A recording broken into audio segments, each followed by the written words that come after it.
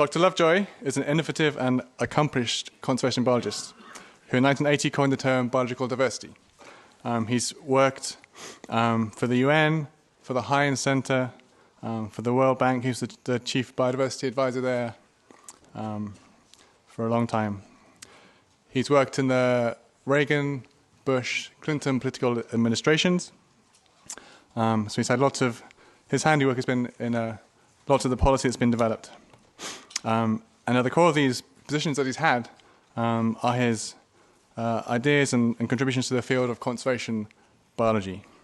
In the 80s, he brought to the world's attention the plight of the tropical rainforest, particularly in the Brazilian Amazon, where he's worked since 1965, as we saw in the video. He developed the Debt for Nature SWAT program, started and led the minimum critical size of ecosystems project in Brazil, and he's won numerous prestigious prizes and awards.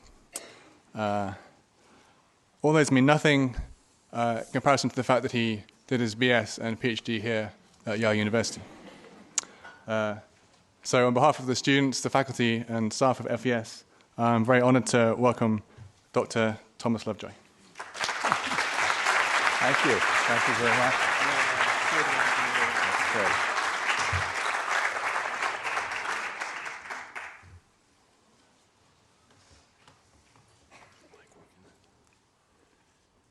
You're actually going to run it or leave it on? Yeah, it'll go automatically. So is this going to make noise? No. Oh, okay. It's going to loop? Mm-hmm. Oh, okay. Great. Good. So thanks to Amtrak, I'm going to have to squeeze this a little bit to get through in the time that's allotted here. And what I'm going to do is give us a somewhat personal trajectory of the 50 years of working in the Amazon, which of course, in fact, started right here. Over at the Peabody Museum of Natural History. I have a more sort of less personal version of the 50 years of the Amazon, which I will happily make available to anybody who would like to see that later on. So in 1964, 1965, I was a Yale Carnegie Teaching Fellow, teaching ecology, introductory ecology, jointly with John Brooks, a Hutchinson student. And John had just actually finished tracing the letter that Alfred Russel Wallace wrote from the East Indies, from the Malay archipelago, and sent it to Darwin with all kinds of consequences. And I actually was besotted with East Africa and had every intention of doing a PhD on montane birds in East Africa when my former freshman advisor here at Yale came back from the Smithsonian and said he thought that if I wrote a letter to Wilbur Downs at the Rockefeller Foundation, I might get to spend the summer working with him in the Amazon. Well, I wrote the letter. I went to the Amazon. And my first reaction was, so what's the big deal? Right? I mean, you didn't really see very much. As first impression, you saw a lot of green. And then you began to realize you'd never seen so many shades of green in your life. And then you began to see some animal life. But it doesn't jump out at you. And we flew down on a Pan American flight, which actually probably was the residual of the World War II flights down to Brazil and across to Africa. A Pan American sort of milk run flight. And we arrived in Belém, the port city of the Amazon. And on the plane was this older gentleman named Charles Elton, who wrote the first textbook in animal ecology in 1927. And later, when we became good friends, I told him that I didn't believe it was the real Charles Elton, because he had to be dead. And one of the things that Phil wanted to try out was a way to pull mist nets up into the forest canopy and catch the species of birds that fly at the canopy level or just below. And we did, in fact, do that with astonishing success. The dean of South American ornithology, Helmut Sick, was in the Amazon with two purposes in mind on that trip, one of which was to catch a spiny-tailed swift. And lo and behold, the first time we pulled down a high net, there's not one, but two of these birds in it, some kind of an augury. And later that same day, we had a storm in the forest which took down 3% of the 1,000 numbered trees that we've been busy tagging the previous 2 days. So one got immediately a sense of how dynamic those forests actually are. And in that summer, I got to meet some really interesting people. I met a social insect scientist, Domiciano Diaz, who is still alive. He showed me the only bumblebee species that occurs in the entire Amazon. And today, his son, Braulio Diaz, is the executive secretary of the Convention on Biological Diversity. So one of the things I think you'll get from this narrative is all the human connections that weave through it as you pursue whatever particular topic you're going to pursue in life. So I got a letter from Dylan Ripley while I was down in the Amazon, inviting me to go to Bhutan with him. And that actually would have happened had not the Chinese begun to sort of make rumblings around the border to Bhutan, and India simply shut down access to Bhutan. So I didn't have that distraction. And I finally decided I really wanted to do my PhD in the Amazon. And at about that time, I was in the process of getting married to Mopsy, whose father was an art history professor, and whose Aunt Lou said to her, "If you marry that young man, he will take you to all the hellholes of the world." And what Aunt Lou didn't understand was Mopsy wanted to go to all the hellholes of the world. So we ended up living there for 2 years. We had twins born in Brazil. Such pale creatures had never been seen. and the nicknames in the neighborhood for the two of them were Bolinho de Neve, which means snowball, and Rato Branco, which means white mouse. So I ended up in that 2 years originally planning to look at the vertical stratification of the bird life in these forests. And like many a PhD thesis, it turned out to be something quite different. I was attached to a virus laboratory, which was part of a network of virus laboratories the Rockefeller Foundation had around the world,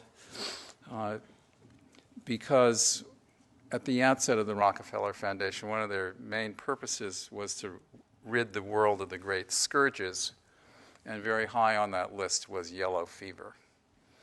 And in the process of working on that and actually being quite successful in eliminating yellow fever, they discovered that there were dozens and dozens of other arthropod-borne viruses in nature and sometimes spilling into human populations. And so they set up these remarkable laboratories around the world, not just the laboratory part, but with really good field naturalists, so that they understood the ecological side of what was driving all of that. And it's sort of an interesting echo for me at the moment to watch what's going on with the Zika virus, because it's the exact same vector as the vector of yellow fever.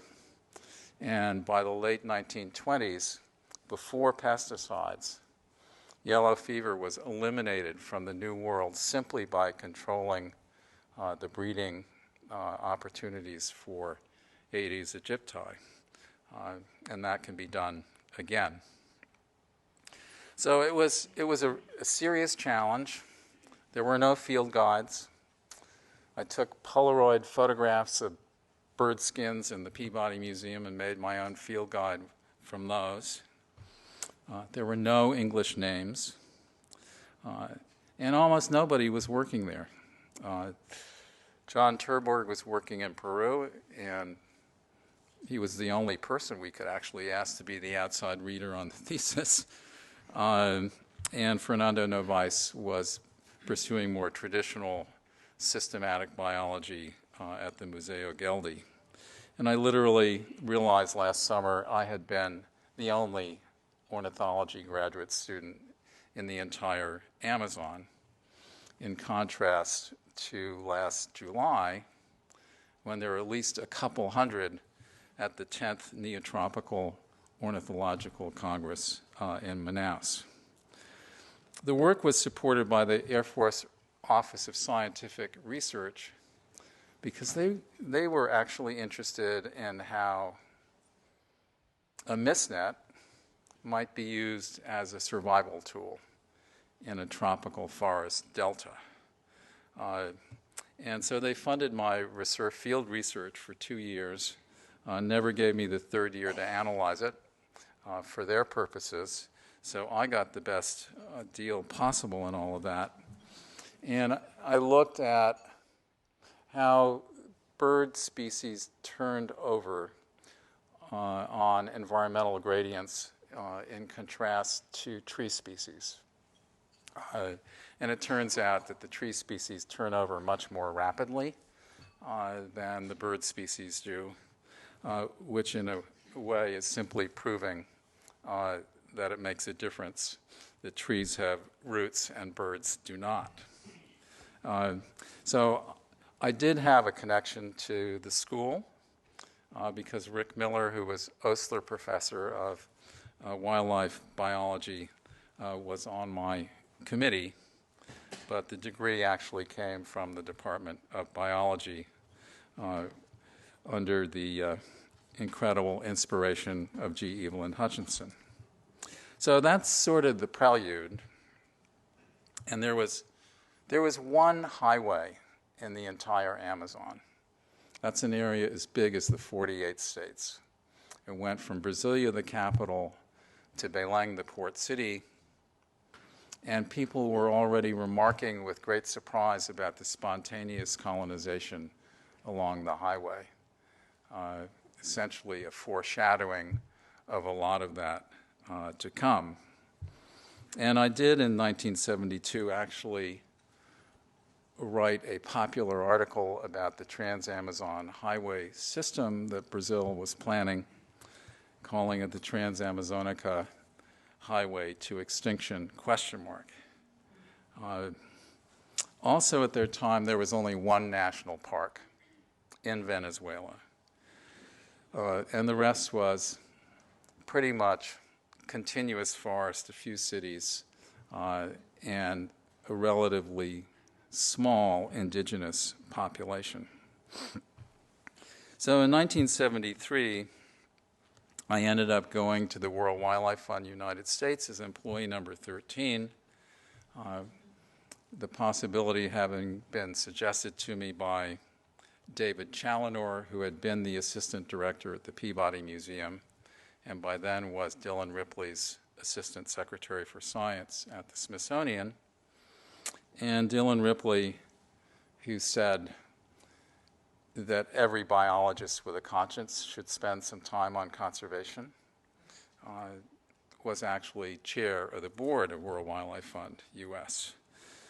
And in May of 1974, we had a workshop to try and determine the priorities for the World Wildlife Fund US, because there was no other organization really doing conservation internationally based in the United States.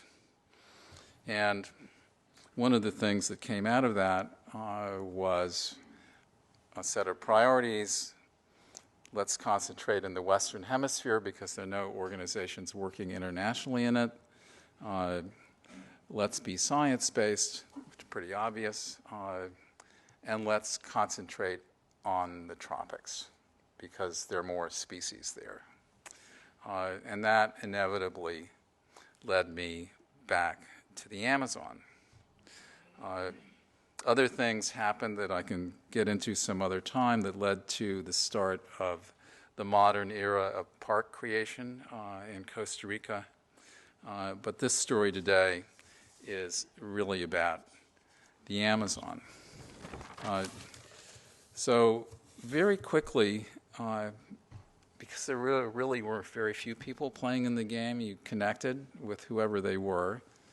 And the FAO was going to send somebody to help the Brazilian Park Service make its plans for the Amazon.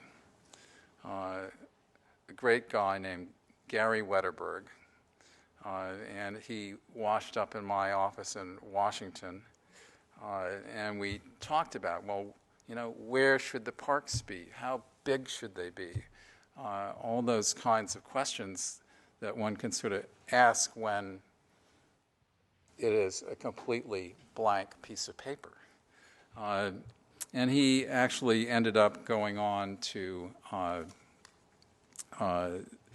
Brasilia and was based in Brasilia for at least 2 or 3 years, making a real difference with the Brazilian Parks Organization led by Maria Teresa Jorge Padua, who I met in 1975 at the IUCN General Assembly in Zaire. And I was pretty young and green. And Maria Teresa at first didn't believe it was really me. And we soon became great friends and colleagues, and are to this day. In 1976, the chair of the program committee of World Wildlife Fund US was George Woodwell, and he decided we should make a trip to Brazil, and similar to one we had done the previous year when we had gone to Peru and visited the Manu Park. So that was essentially the second park created in the Amazon, and at the time it was the largest national park in the world. It was quite an amazing experience, and there's some good stories associated with that, but I think we don't have time to squeeze those in right now. But sometime ask me about ice cream in the Manu Park. So in 1976, we went to, it was George, Roland Clement, who some of you knew here, because he was a regular participant until the last couple of years in events about environment here at the school. Roland was a board member, and his son Charlie, who was so enchanted by Manaus that he announced that he wasn't going to go home, right? And he is now still a scientist on the staff of the National Institute for Amazon Research in Manaus. So we had our first visit, sort of from a board perspective, to the Amazon, and then went on to Brasilia where we had a meeting with a man named Paulo Nogueira Neto. And Paulo's now 93 in failing health, but he was the first Secretary of the Environment of Brazil from 1974 to 1986. And in that period, he probably protected more parts of Latin America's biodiversity than had been protected before. He was an amazing guy. And we worked very closely together. And part of that was because conceptually he was a scientist. He sort of understood the way I looked at things. I understood the way he looked at things. But also it was World Wildlife Fund. And that meant there might be a few funds that could help with all of this. And one of Paulo's favorite stories is coming to Washington, hoping to see me from that perspective, because he could get enormous parts of the Brazilian real estate set aside for protection. He could hire park guards, but in the quirk of the way things were put together, he couldn't build guardhouses for them. And so for like $40,000 or $60,000 from the World Wildlife Fund, we could make all of that work.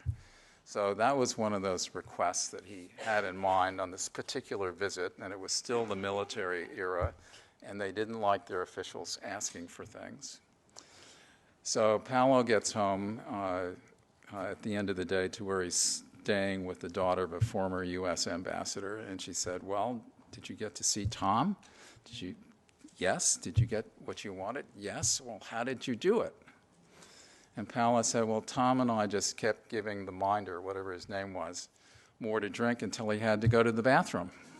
And then we cut the deal very quickly," right? So Paulo is a real hero globally. He was on the Brundtland Commission for Environment and Development. He's the main reason biodiversity has a strong presence in that document.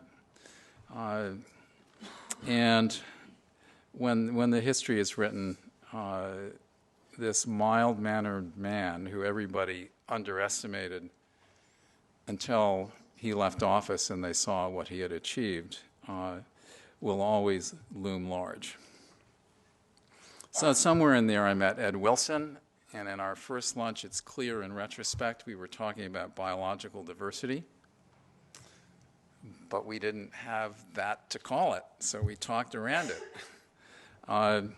And what was one of the really interesting things was that probably the only really safe way to talk about conservation in those days in Latin America, and particularly in Brazil, was to come in on the science angle, which of course came naturally to me. But even then, it made them very nervous. And there was a major conference going to be held in Brazil, in the Amazon, about Pleistocene refugia, the notion that there are places where species were concentrated and evolved during certain periods of the Pleistocene. It's in question, but it was all the rage at the time. And basically the Brazilians at the last minute refused to have the conference in Brazil. So it got transplanted to Caracas and proceeded. And there was also a meeting in Belém organized by Interciencia, and the local university students were sort of demonstrating against the idea of people speaking any language other than Portuguese. And they made the assumption that I was going to give my talk in English, right? And when I got up and said in Portuguese, the problems of the Amazon are the same in every language, it brought the house down. It's a much easier conversation these days because Brazil actually embraces the idea of conservation. So also in the 70s, there was this, white-hot, incandescent academic controversy over the size of protected areas. What did the theory of island biogeography really say about how big protected areas should be? And it was, a really heated controversy in the way that only an academic controversy can be when there's no direct evidence. It's really easy to get worked up on one side or the other. And I was there at the World Wildlife Fund advancing projects to the board, realizing that we didn't actually know, as evidenced by this controversy, whether any of them would actually fulfill their intended purposes. And so I worried that topic like a dog worries a bone, along with a few others, until the Monday before Christmas, 1976, when Fran James, who was in a rotation position at NSF, arranged a meeting with Dan Simberloff, who was the pinnacle of one side of the controversy, and John Brooks, the person who had taught me undergraduate ecology and with whom I had co-taught as a Yale Carnegie teaching fellow. And that's where the wild idea came that because the Brazilians had a regulation saying 50% of any project in the Amazon must stay in forest, the wild idea arose. I wonder if you could persuade them to arrange the 50% so as to have a giant experiment. And that's how the Forest Fragments Project started. Simple but wild idea. And the National Science Foundation bought me a ticket to go down to Manaus the following summer, fully expecting it not to succeed. And within the first day, I had the permission and blessing of the National Institute for Amazon Research and the Free Zone Authority, which controlled the land where today the project still continues. And that's made a huge contribution. Just by existing, it raises the question about making sufficiently large reserves. And in a funny kind of way, we could have been drinking beer in the forest for the first 10 years, and we would have had influence on policy, because once it existed, every protected area that was created was substantial in size. But it also has produced something like a couple hundred master's and PhD students, half of whom are Brazilian. And what you find out in this game is sooner or later, your students get grown-up jobs, right? And begin to change the world. And that's happened with that project just like anything else. The second director of that institute that I dealt with was named Aeneas Salati. And he is the one who figured out the Amazon made half of its own rainfall, shattered the old dogma that vegetation is simply the consequence of climate and has no influence on it. So also at that time, the World Bank designed some projects in Rondonia that were actually quite well designed and then abysmally executed that led to the first big wave of deforestation, big film series about it called The Decade of Destruction. And also in there, I met the people running the New York Times Bureau in Rio. First Warren Hogue, turned out to be a classmate of mine at Yale who I didn't know, and later Marlisa Simons and Alan Riding. And I also got the opportunity to meet the head of the big publishing Abril empire, which, among other things, publishes Veja, the largest print circulation publication in Brazil, every Sunday. And in all of this, I thought it might be worth pointing out that I actually, then, I was executive vice president of the World Wildlife Fund, It was a license to travel anywhere in the world I wanted to, and I do like to do that. But I made a conscious decision that not to do that, that it was better for World Wildlife Fund and for the things that World Wildlife Fund was about to have staff who had a regular ongoing relationship with a particular country. And so I elected to continue to develop my relationships with Brazil while others worked in different parts of the world. It's also about that time I had the first visiting committee, and I swallowed hard and invited Bob May from Princeton, who, if any of you know him, I know Allison does, is basically a super bright and very intense personality. And he was even more intense than usual on this trip, which later turned out to be because it was going to be the first night he would spend outdoors in his life, right? And so we went out to camp, which was pretty crude in those days. You know, if you wanted to sit, there's a stump, right? If you want water, let's go down to the stream and then you'll know where water is. So we go down to the stream and there is sort of hyper-intense Bob, and along comes this morpho butterfly, just like this. And, you know, the future Sir Robert May, the future Lord May of Oxford said, "Holy shit." And that's why you have to love Bob May. So we also had Ed Wilson visit. Many stories there, no time for now. About 1980, the president of Colombia, President Barco, looking at photographs of the Colombian Amazon, made a presidential decision essentially to dedicate most of the Amazon of Colombia to the indigenous people. An incredibly far-sighted step. And in 1984, I was listening to a hearing on Capitol Hill about the unintended negative effects of multilateral development projects.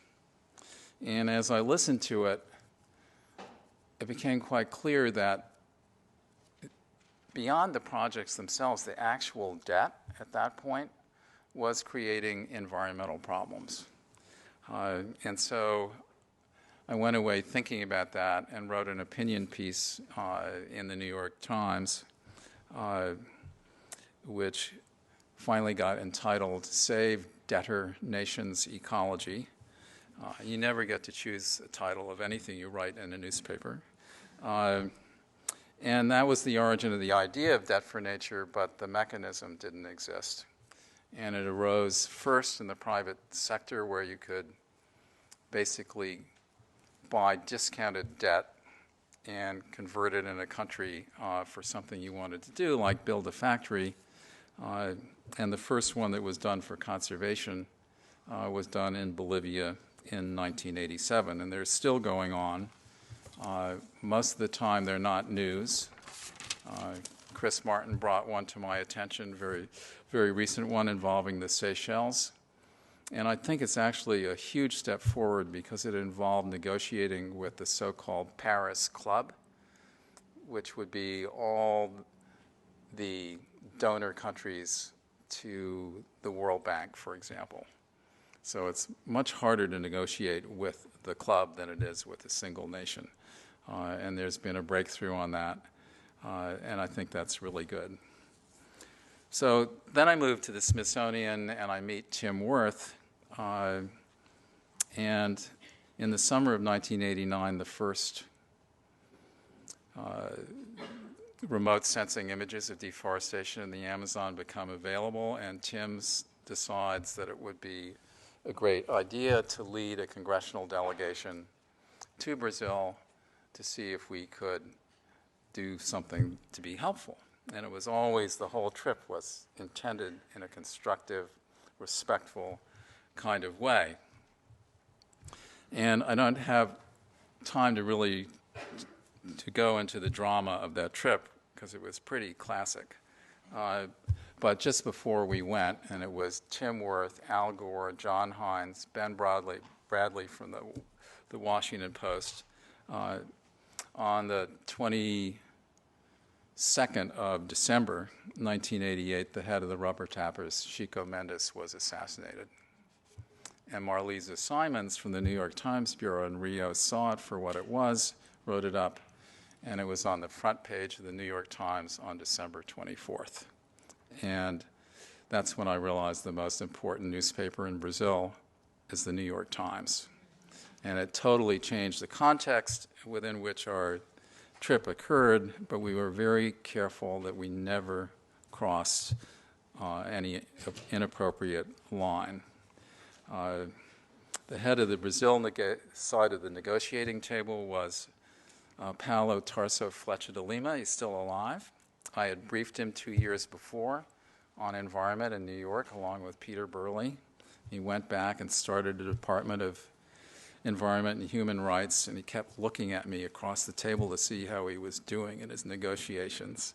And so that trip, and particularly Tim saying to me, "Don't hold back," because I would have been intimidated to be part of that the way I learned to be. That was really a huge turning point in my life, and a turning point in things to do with Brazil. So I'm going to really gallop now so we have time for a little questions. So in 1990, the G7 met in Houston and decided to start a program for the Brazilian rainforests managed by the World Bank that led to amazing things such as the demarcation of all the indigenous areas in Brazil with German money, but because it was through the World Bank, it was not perceived as a sovereignty issue. And then, of course, in 1992, there was the Earth Summit in Rio. And for months before and months afterwards, the headlines in the media were all about environment, and it changed Brazil substantially. Then in the 1990s, we get a little more into conservation finance here. The Global Environment Facility created at the Earth Summit and the World Wildlife Fund and some others created basically trust funds to really build up the Amazon Protected Area System. And so that was called ARPA, the Amazon Region Protected Area Project. There's ARPA 1, then there's ARPA 2. Now it's being done for Peru, and there's one in the works for Colombia. And right in the middle of all of that, I had a chance to meet with Fernando Henrique Cardoso, without any question one of the greatest national leaders Brazil has ever had, and got his attention to the Amazon Cooperation Treaty and why didn't Brazil lead the sustainability cause. And that actually worked for 2 or 3 years. But then after he left office, it began to subside. So today we have 50% in some form of protection. It's a staggering number. If anybody had ever believed that was possible, talked about it, they probably would have been carted off to some mental institution. The Minister of Environment of Brazil takes the possibility of the hydrological cycle being undercut and leading to Amazon dieback very seriously, wants to do reforestation. And basically we've arrived at a point where the Amazon has to be managed as a system. And that's not easy because it's 8 different nations. And you really need integrated planning and integrated management. And so to help with that, the Inter-American Development Bank co-funded with the Moore Foundation the first up-to-date map of the Amazon in decades. And the Inter-American Bank is actually using its country offices to try and use that map to advance this whole notion of a more integrated approach to planning and management. And so, as I was saying, it's really interesting how people weave in and out of the story when you are engaged in a place for a long time. I'm sure it's for Allison. It's that way in Madagascar. So I'd like to end with Paulo Tarso Flecha de Lima, who I mentioned earlier as being the head of the Brazilian negotiators in 1989. And he later was ambassador to the Court of St. James. He was ambassador to Washington and became a really good friend. And I happened to be in Brasilia in the summer of 2011 for George Mason University's, and somebody in the Senate heard I was there, asked me to give a hearing about Rio Plus 20, which would be the following year. And who rolls in his wheelchair but Paulo Tarso Flecha de Lima, having heard I was there. And he said, when you and Tim came, by which he meant that congressional delegation in 1989, that's when I decided Brazil should invite the Earth Summit to be in Rio. So that's 50 years in a snapshot, and there's a few minutes left for questions, and of course I'll be around for those who can stick around. Thank you.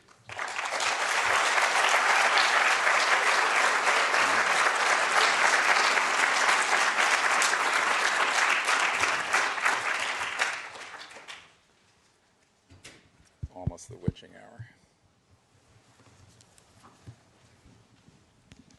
Tom, thank you so much for your remarks. John Grimm here at the Forestry School. Could you say a word more about the participation of indigenous elders in the process as you've seen it, and especially the difference between groups of people in different nation states? So what's so interesting in this trajectory is that at the beginning, any contact with indigenous people would have been blocked by local governments. But that did begin to change, and you can see it in the willingness to have the indigenous areas demarcated not only in Brazil but elsewhere. And the indigenous leaders were very prominent in publicly protesting a whole series of public works in the Amazon, which probably should have been protested. And they were taken quite seriously. Now, there's still tension back and forth across that. But if you really want a truly protected area in the midst of all kinds of pressures, the indigenous areas survive despite all the pressures. So if you look in Mato Grosso at the Xingu indigenous area, it's basically the only forest left. So the big challenge in the end is, what will those indigenous people actually want their lives to be like going into the future? And that's their choice. But it can be an informed choice. It can be a choice that comes with dialogue born of respect. And there are a number of organizations that actually work in exactly that kind of direction.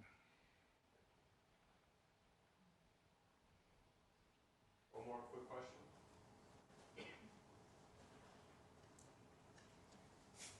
Yes, Mary Evelyn.